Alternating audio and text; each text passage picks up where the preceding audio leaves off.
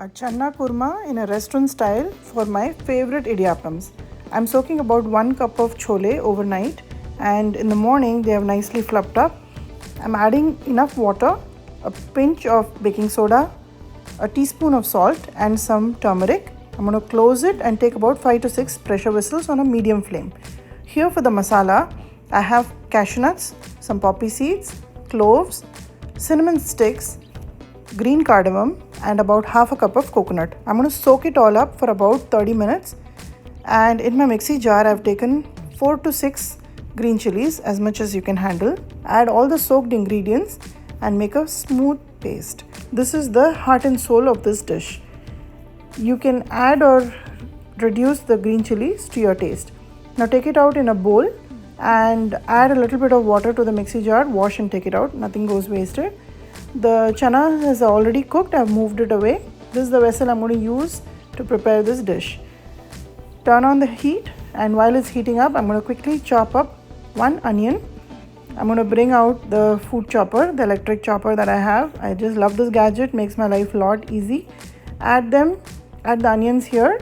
Pulse it for about 4 to 5 times and you have nice fine chopped onions ready. If you were making the regular kurma, you would require tomatoes too, but this is going to be a white kurma.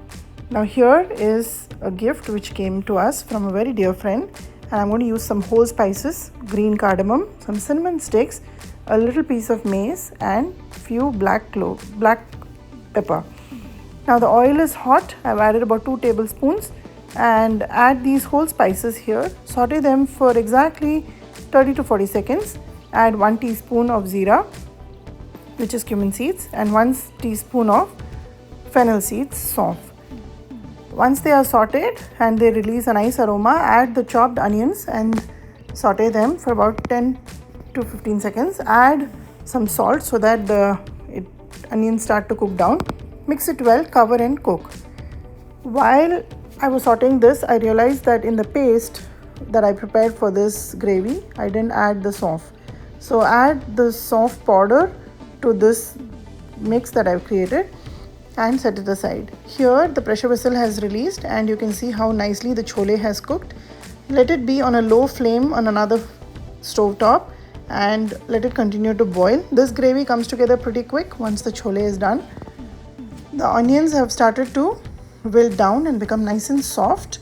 I'm going to continue to cook them covered. Now here in the paste I'm adding the sauce powder like I told you, because I forgot to add it when I was soaking the ingredients. I have sauce powder always in hand and it gives a very nice licorice taste. The onions have cooked well, they are starting to caramelize. At this stage I will add 2 tablespoons full of ginger garlic paste. Now for spice, I already have the green chilies in the paste, and for flavoring I'm adding some ginger garlic paste here. Saute them for about a minute on a medium-low flame. Now this is a Dutch oven, so once it gets hot, you have to be careful in regulating the heat. Add 2 sprigs of curry leaf. This is a South Indian dish. It's incomplete without curry leaf. These are fresh from my garden and they have a great aroma.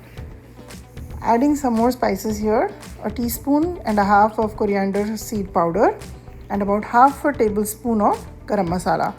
This is a very mild dish but very flavorful. You can make it spicy by increasing the amount of green chilies that I have added to the paste. Do not add red chili powder. It will totally take away the color that we are after in this gravy. Now you can see how the onions and ginger garlic have cooked well and it's become a nice masala. I'm draining out the chole from the water and adding it to the masala here. I don't want to dump all the liquid. I do not want it very watery because I'm going to serve it with the idiyappams. So to control the amount of water, first just add the chole, mix it well with the masala that we have made and add the gravy, the masala which we prepared. Mix it well. The aroma is just filling up the air. My house is smelling so good right now. And I'm sure everybody outside the house can smell because of the vent. Now mix it. Adjust the water with the chole water in which we boiled it and adjust the consistency to your liking. Now if you're serving it with chapati or paratha, you can keep it a little thick. If you're serving it with idlis and idiyappams, you keep it a little watery like this. And if you're just going to have it like a soup, you can further water it down and enjoy it like a nice soup as well. Use the back of the ladle and smash a little bit of the chole so that it gives the thickness to this gravy. Taste for salt. Along with all this, I have also cubed one potato, nice and small pieces like tutti frutti, and add it in this gravy. Now this will also add to taste. It will give the thickness the gravy requires, and my children love potato in this particular kurma, so I'm adding that here. Mix everything very well.